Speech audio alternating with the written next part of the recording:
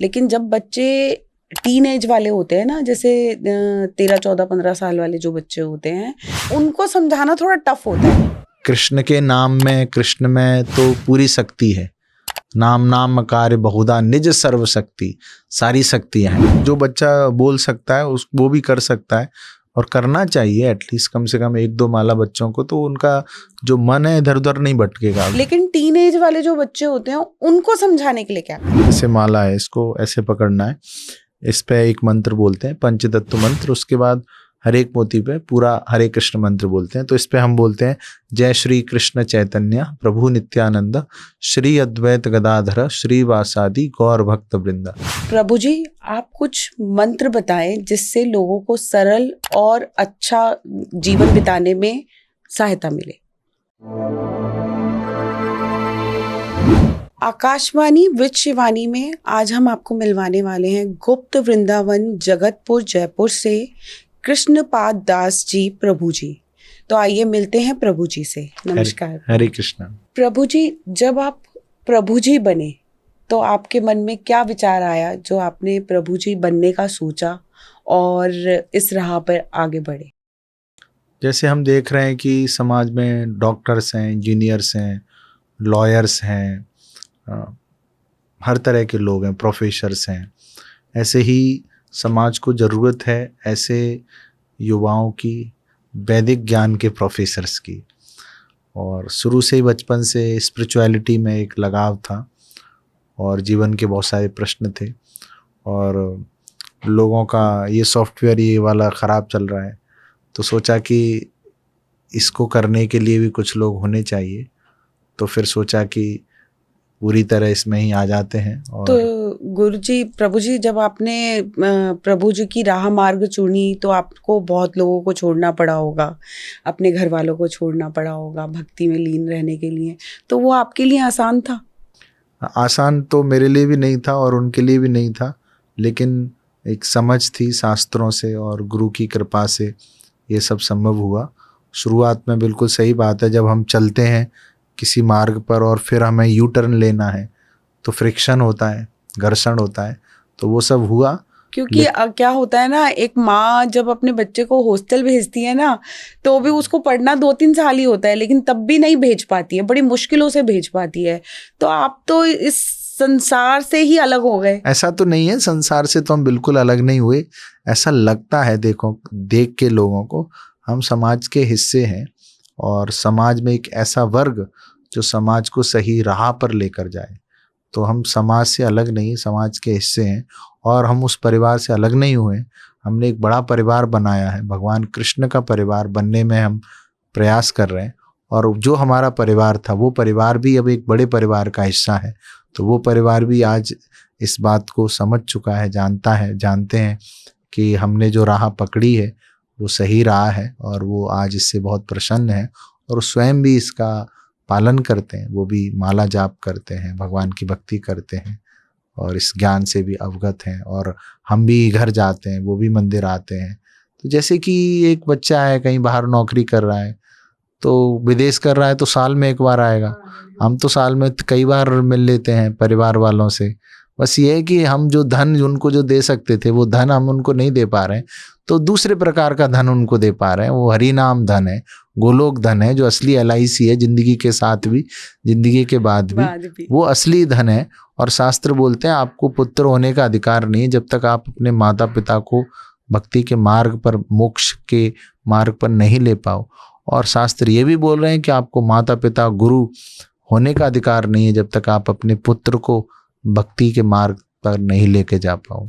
तो आपने अपना मार्ग भी अच्छा कर लिया और अपने पापा का भी मार्ग अच्छा कर लिया। हाँ, परिवार का भी मार्ग अच्छा हो गया, हमारा भी मार्ग अच्छा हो गया। और जाने कितने परिवारों का, कितने लोगों के जीवन में अच्छे मार्ग पर लाने के लिए हम गुरु और कृष्ण की कृपा से निमित्त मात्र बन पाए।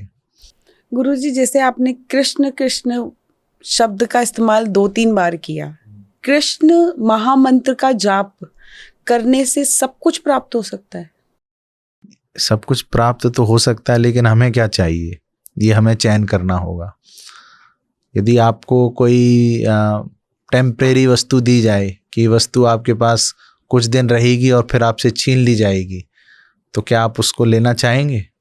नहीं लेना चाहेंगे। तो कृष्ण के नाम में, कृष्ण में तो पूरी शक्ति है। नाम नाम कार्य बहुधा निज सर्व शक्ति, सारी शक्तियाँ हैं। लेकिन हमें भगवान कृष्ण से ये प्रार्थना करनी है कि हमें क्या चाहिए, हमें भौतिक वस्तुएं चाहिए या हमें भक्ति चाहिए। भौतिक वस्तुएं भी भगवान की कृपा से मिल सकती हैं। यदि वो हम मांगेंगे तो हमें ये भी सोचना है कि वो तो एक दिन चली जाएंगी हमारे जीवन से। जब हम ये जीवन शरीर छोड़ेंगे तो जो भी हमारा धन है, मैंने इस पे से लिखा था कि कितना भी कमा लो धन धन धन, फिर भी शोक पत्रिका में लिखा जाएगा निधन निधन निधन। इसलिए कमाओ असली धन, गोलो केरा प्रेम धन, हरि नाम संकीर्तन। भगवान के नाम का संकीर्तन का धन कमाओ, तो हरे कृष्ण महामंत्र से सब कुछ मिल सकता है। लेकिन हमें भगवान से उनकी भक्ति, उनकी कृपा और उनका संग, उनकी सेवा मांगना है। हरे कृष्ण महामंत्र का जप करना किसी भी माला से जप कर सकते हैं या कोई स्पेसिफिक माला होती है? किसी भी माला से जप कर सकते हैं। तुलसी माला पर जप करते हैं तो हम शुद्ध अवस्था में रहने चाहिए। बाकी जैसे ये माला है, ये नीम की माला है, शुरुआत में जप करने के लिए किसी भी अवस्था में हम इस पे जप कर सकते हैं। कहीं पे भी बैठ के कर सकते हैं। देखिए, यदि ब्रह्म मुहूर्त में स्नान करके करेंगे तो ज़्यादा लाभ मिलेगा।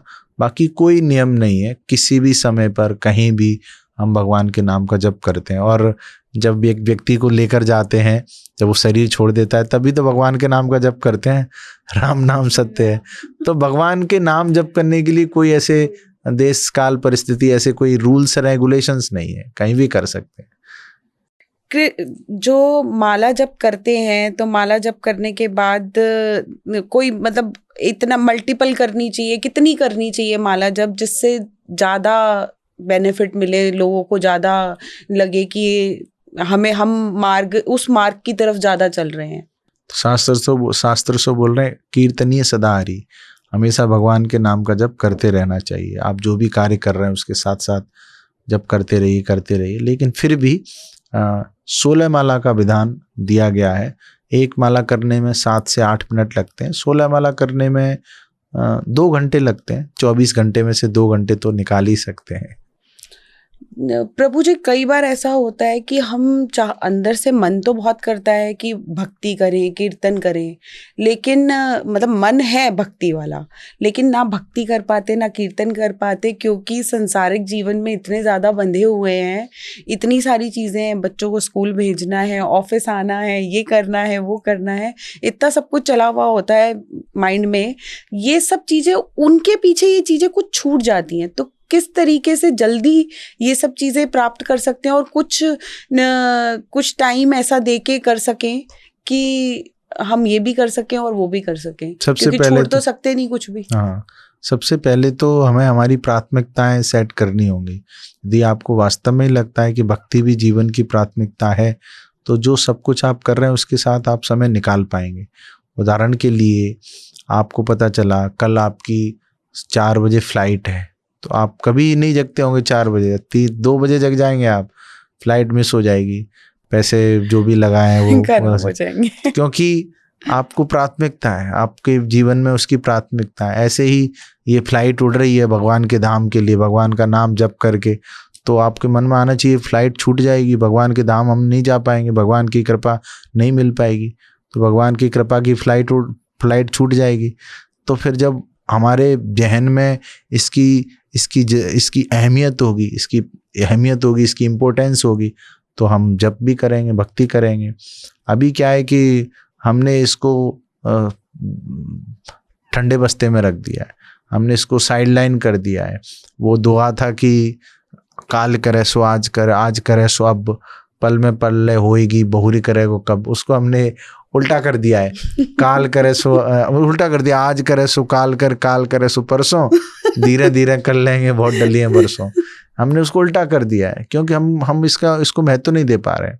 तो बच्चों को पढ़ाना है, बच्चों को रेडी, वो सब जरूरी है। माँ के लिए, एक महिला के लिए जो उसकी घर की जो ड्यूटीज़ हैं बिल्कुल ज़रूरी हैं। उन ड्यूटीज़ को करते समय भी भगवान का जितना हम स्मरण कर सकें।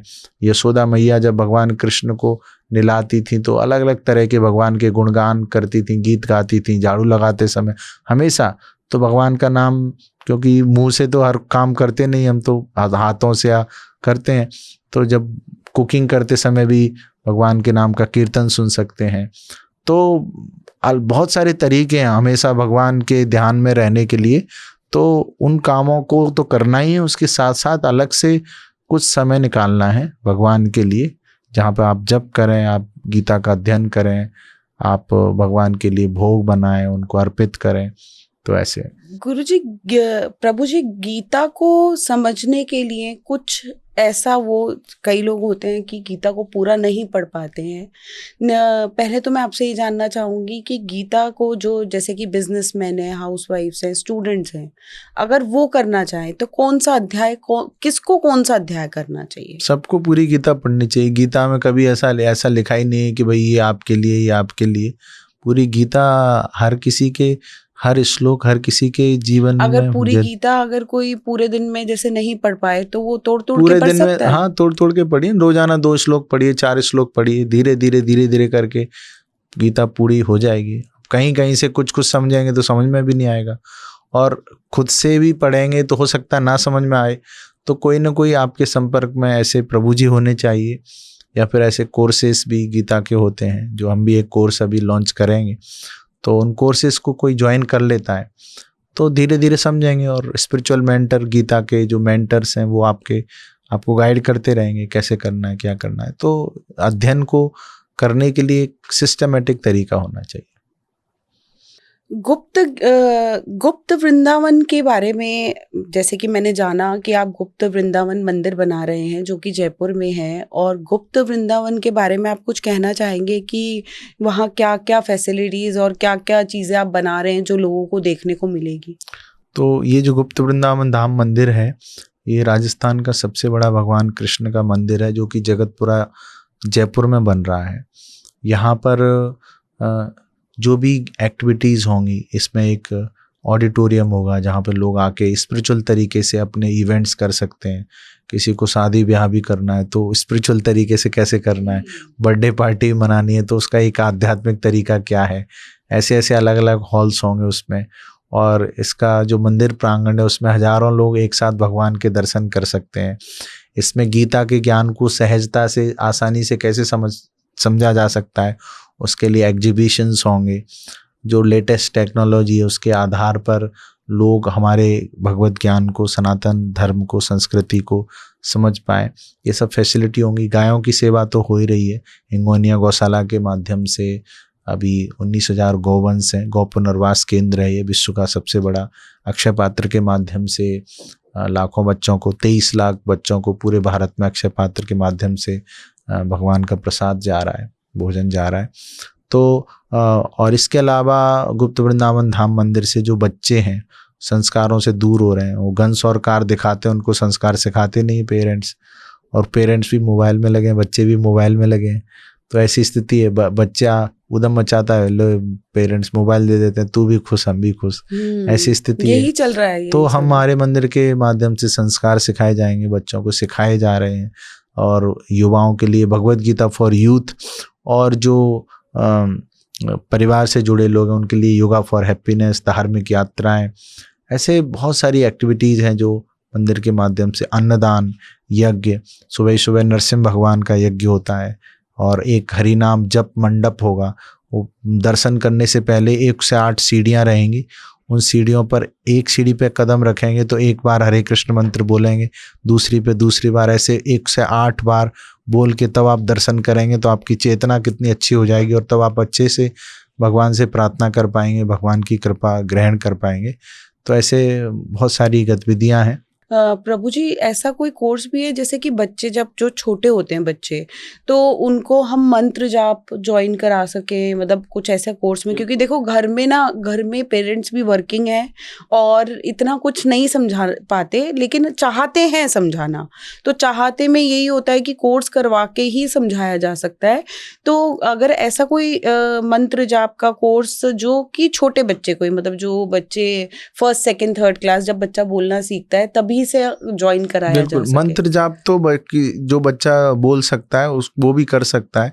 और करना चाहिए एटलीस्ट कम से कम 1-2 माला बच्चों को, तो उनका जो मन है इधर उधर नहीं भटकेगा, गलत संगति में नहीं जाएगा, गलत आदतें में नहीं फंसेगा।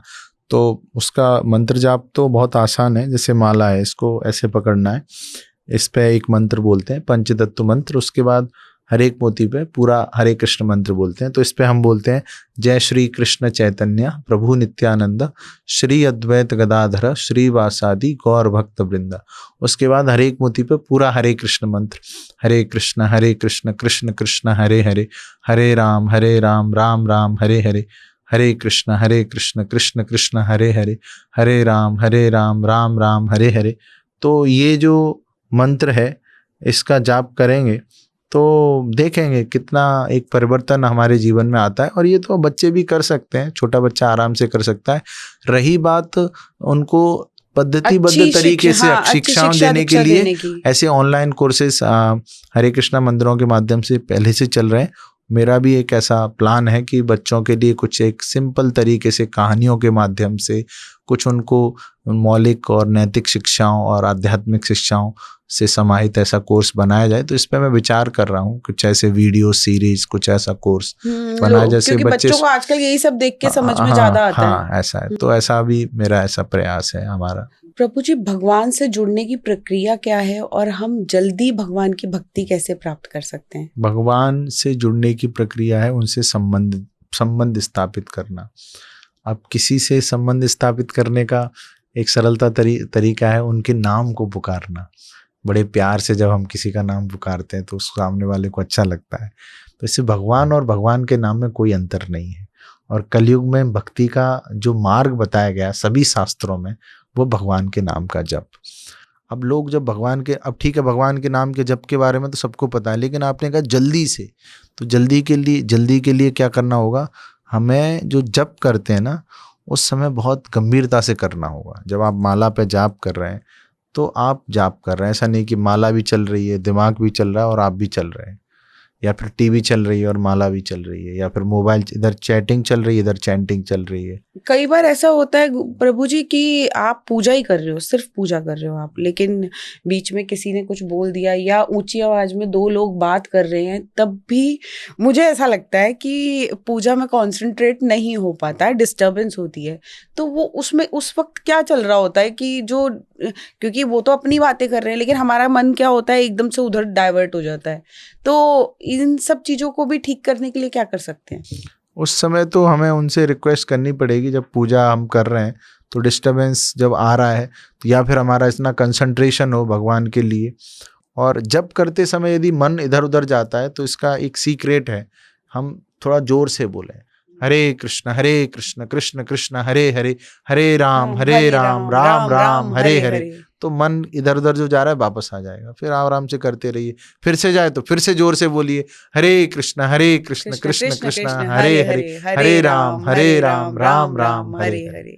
ऐसे कृष्ण की भक्ति हरि बोल या कीर्तन से ही मिल जाती है या कुछ और भी करना पड़ता है कृष्ण की भक्ति के लिए? वैसे तो कीर्तन, जैसे मीरा जी ने खाली भक्ति करी थी तो कृष्ण मिल गए थे, तो क्या सिर्फ भक्ति करने से ही मिल जाती है? हाँ, भक्ति करने से ही मिलेंगे कृष्ण। कृष्ण बोल रहे हैं भक्त्या माम अभिजानाति, मुझे भक्ति से प्राप्त किया जा सकता है, जाना जा सकता है।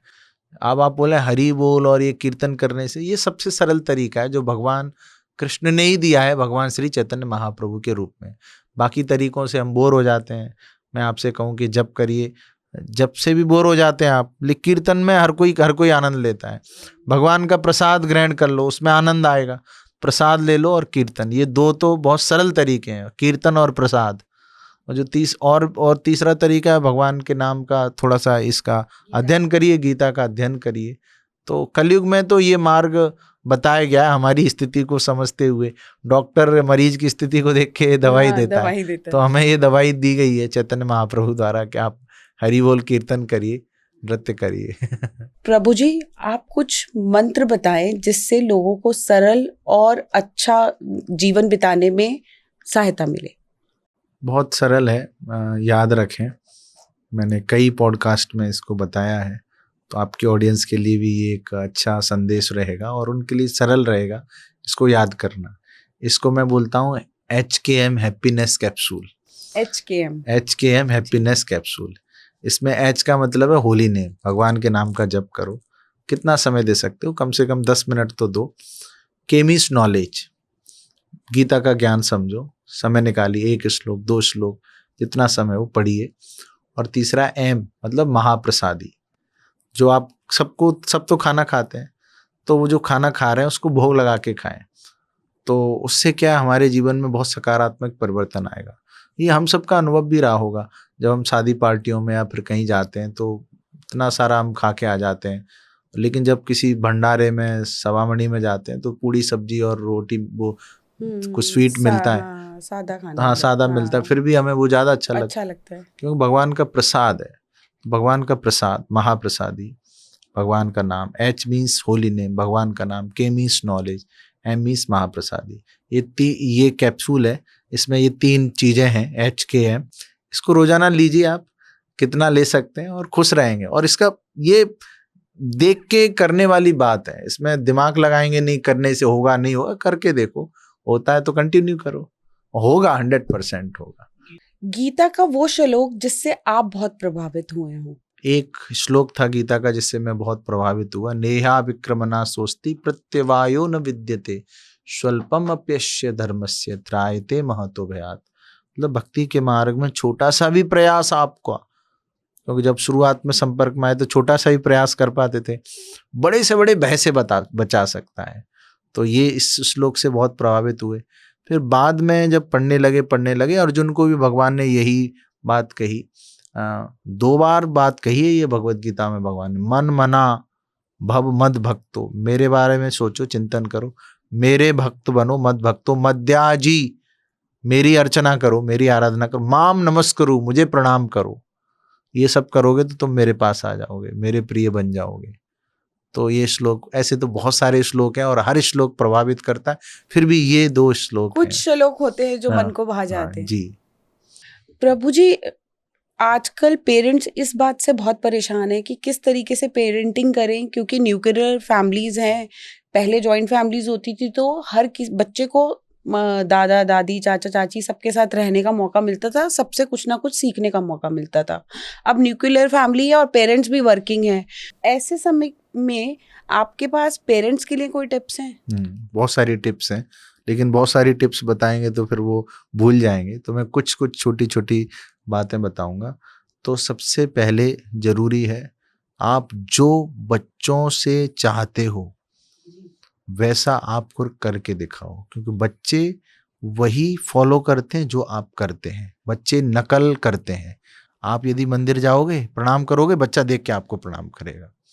आप मोबाइल देखोगे, बच्चे को बोले मोबाइल मत देख, तो उसके मन में आएगा और बोल भी देगा बच्चा कि आप तो मोबाइल में लगे रहते हैं।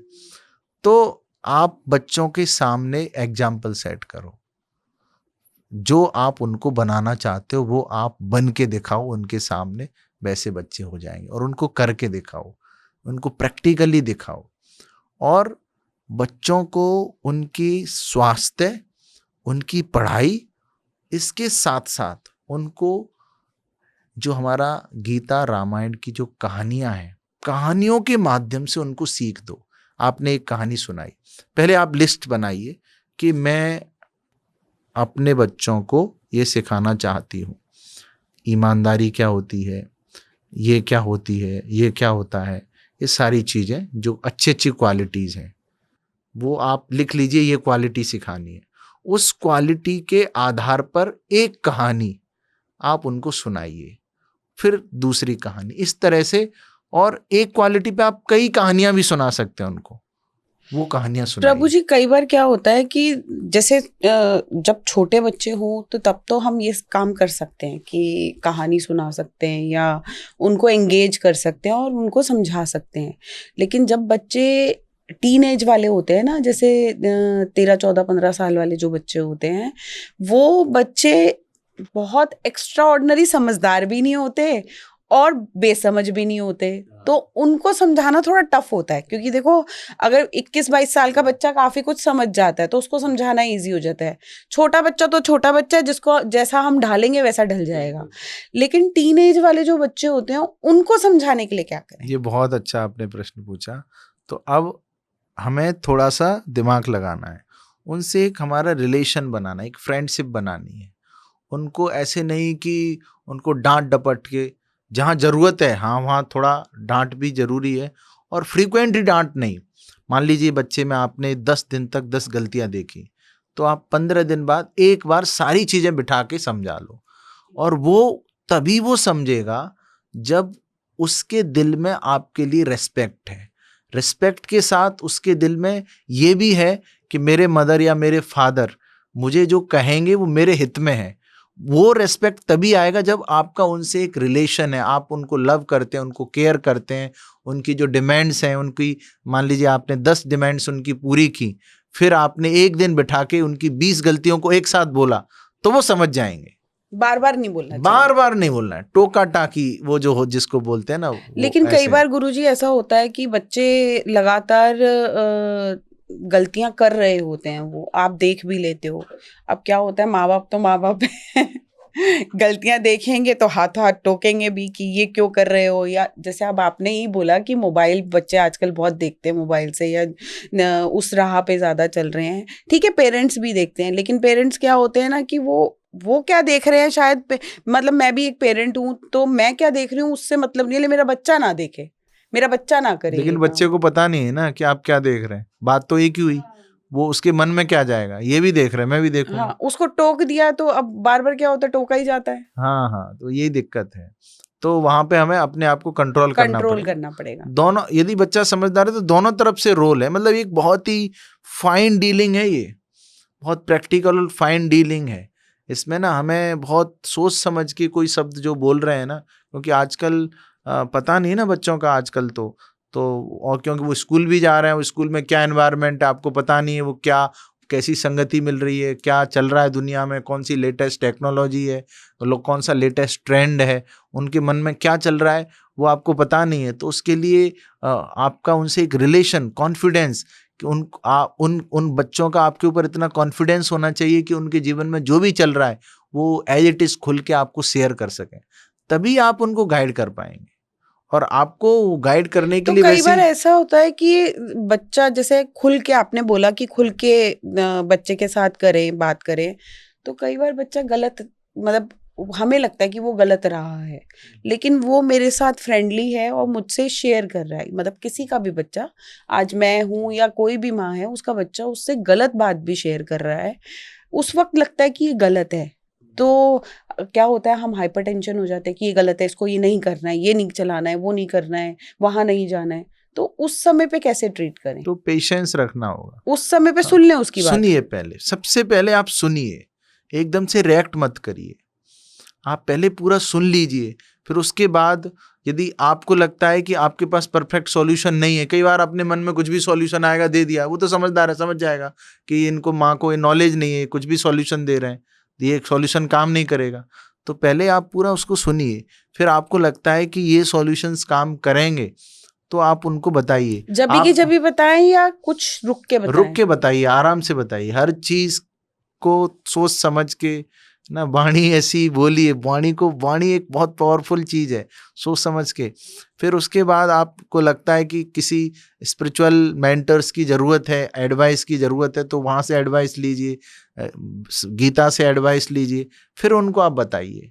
और उनको 10 चीज़ें मत थोपिए, आपको 1-2 चीज़ें इम्प्लीमेंट, धीरे धीरे उनको, कोई गलत राह पकड़ लिए, गलत आदत, धीरे धीरे उनको उस हैबिट लूप से ब्रेक करवाइए। कुछ अच्छी प्रैक्टिसेस उनको, स्पिरिचुअल प्रैक्टिस सजेस्ट करिए, फिर वो धीरे धीरे उससे निकलें। आज हमने जाना कुछ पेरेंटिंग के बारे में, गीता के बारे में, महामंत्र के बारे में, प्रभु जी से, जो कि गुप्त वृंदावन मंदिर जयपुर से आए हैं, और गुप्त वृंदावन मंदिर के बारे में जाना। मैं चाहूंगी कि आप सब लोग गुप्त वृंदावन धाम के कार्यों में बढ़ चढ़ के हिस्सा लें। आपका बहुत बहुत शुक्रिया प्रभु जी, हमारे स्टूडियो में आने का और सबको अच्छी अच्छी बातें बताने का। बहुत बहुत धन्यवाद। हरे कृष्णा।